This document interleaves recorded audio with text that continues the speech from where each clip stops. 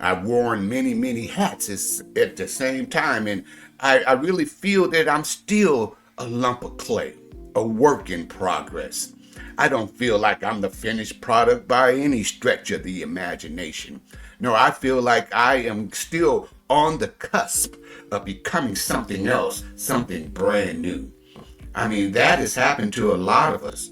And sometimes life will send you through a lot of changes just to prepare you for something that is on the horizon that you do not have the foresight to be able to see. It happened to me.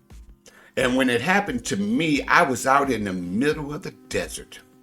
It's crazy that way the story is, and I know some people don't believe in divine intervention. Come on, cousins, everybody don't have the same testimony. They don't have the same story. But I was at a low point in my life, and something very, very miraculous happened to me.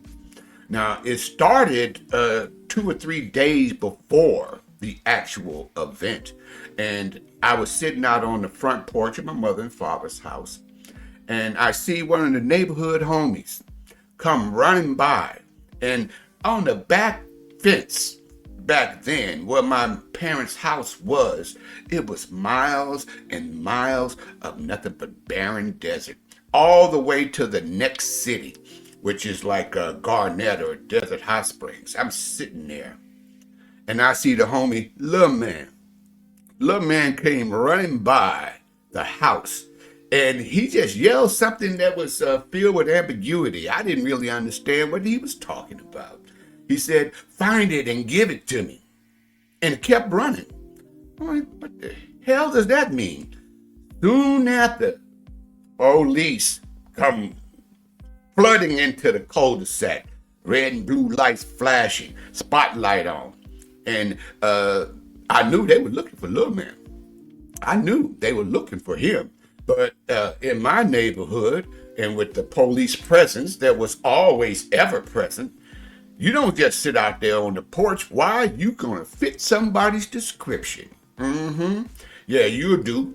Yeah, you about what we looking for. I went in the house, as I should, after the police came flooding into the cul-de-sac.